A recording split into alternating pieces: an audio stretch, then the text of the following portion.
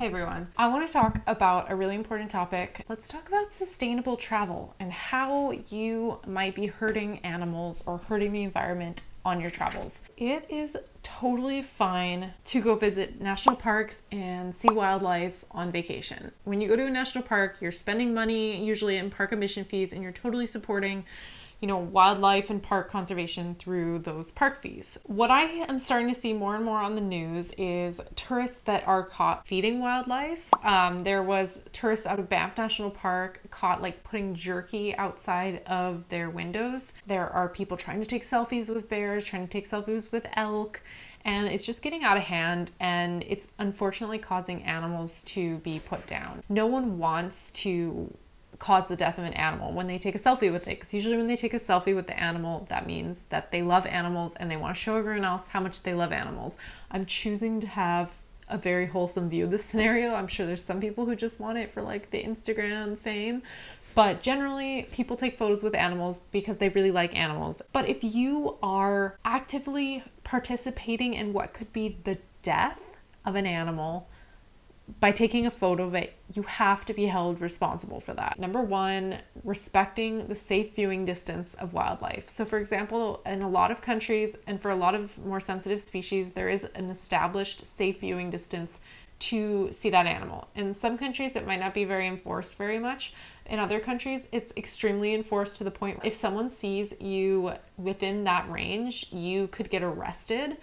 For example, there was a man in Banff National Park who tried to swim in Cave and Basin and ended up destroying the habitat for the endangered Banff spring snail. This guy jumped in the pool and he just contributed towards this endangered snail potentially dying and losing its habitat. So figure out what the safe viewing distance is and follow that. For example, on some big beaches, they'll actually fence off the area around the animal. I know the Hawaiian monk seals in Hawaii actually, volunteers would go out and put a little fence around the animal, but in most places that is not actually done. It's more of just you have to estimate how far the distance away is. The reason why these viewing distances are so critically important is because it's for the safety of you and the animal. So a lot of these animals can actually get really defensive, aggressive, and can even kill people if you get too close. When an animal kills someone else in a defensive way, it's just protecting itself and it's scared. It's gonna get killed for something that you did, and that's just horrifying. If you don't know what the safe viewing distance is and you're not really sure how close to get, the best case scenario is actually stay up on a hill or across a river or in an inaccessible area like a car where the animal can't get to you and you are far enough away that you're really just taking a photo zoomed in from a distance. And if you are trying to take a photo of an animal from a car, do not cause the dreaded bear jam. Don't just stop in the middle of the road or half pull off the road and start taking photos. Make sure if you have to stop, generally just keep on driving. But if there is a safe place to stop, just a full-on pull out, get off the road. And if it's the highway, just keep driving, don't stop. But if you are on a rural road and it is safe to pull out, you can pull out and stay in your car, which is going to be safer for the animal and for you. Do not get out of your car to go get up close to a bear. It's not going to work out for you or the bear. It's just going to habituate that wild animal to you and humans being around it. Do not feed any wild animals. When you feed wild animals, it's like that saying that goes, a fed bear is a dead bear. That bear is going to get accustomed to humans giving it food, and now it's going to be attracted to humans. So it's going to start going up to people. That could lead to habituation that's almost always going to cause the death of the animal at some point, or potentially the death of a human because it has been a habituated bear.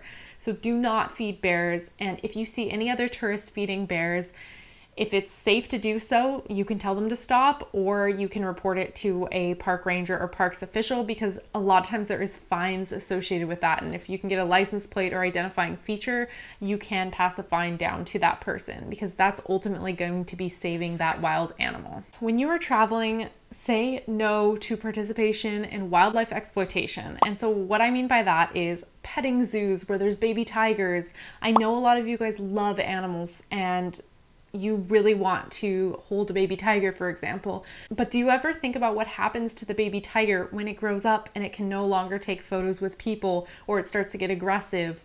A lot of times that animal is completely useless to the breeder. They'll use it to breed, kill it, they just don't care about it. It's just absolute animal exploitation. And the same thing goes for elephant rides, roadside zoos. I worked in an animal sanctuary in Bolivia where most of our animals were actually taken by roadside zoos. And what I mean by that is like an unlicensed zoo where the animals are being kept in a cage and not proper habitat, and they are selling a ticket, for example, to go see the animal.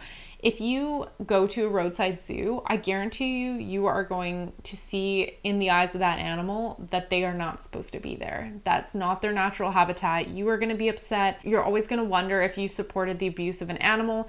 So it's just always so much more satisfying on vacation to see an animal in its natural habitat, enjoying itself out in nature. Thank you guys for watching this video, and I hope you remember it when you're on your travels next, and I'll see you guys next time.